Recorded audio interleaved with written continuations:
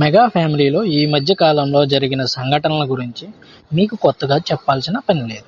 అల్లు అర్జున్ గురించి పరోక్షంగా నాగబాబు చేసిన ట్వీట్ వల్ల రచ్చరచ్చ అయ్యింది. ఏకంగా తన అకౌంట్ని కొన్ని రోజులు డీయాక్టివేట్ చేసిన నాగబాబు మళ్ళీ ఆ ట్వీట్ డిలీట్ చేసిన తర్వాతే ట్విట్టర్లోకి రీఎంట్రీ ఇచ్చాడు. గొడవ ఇక్కడితో అయిపోలేదు. ఈ క్రమంలోనే అల్లు అర్జున్ షాకింగ్ నిర్ణయం తీసుకున్నాడని సోషల్ మీడియాలో టాక్ నడుస్తోంది. మెగా ఫ్యామిలీలో విభేదాలు ఉన్నాయనేది సోషల్ మీడియాలో గత కొన్నాళ్ల నుంచి వినిపిస్తోంది. బన్నీ మెగా ఫ్యామిలీకి దూరం అయ్యాడని, అందుకే చరణ్ అంతంత మాత్రంగానే ఉంటున్నాడని నెటిజన్లు అనుకుంటున్నారు. ఇందుకు తగ్గట్టే పుట్టినరోజున వీళ్ళిద్దరూ ఎవరూ కూడా ఒకరికొకరు విషెస్ చెప్పుకోకపోవడం లాంటివి ఇవి నిజమే అనే అందరూ అనుకునేలా చేశాయి. ఇందులో నిజానిజాలు పక్కన పెడితే కొన్ని రోజుల ముందు నాగబాబు పరోక్షంగా బన్నీ గురించి చేసిన ట్వీట్ పెద్ద దుమారమే రేపింది.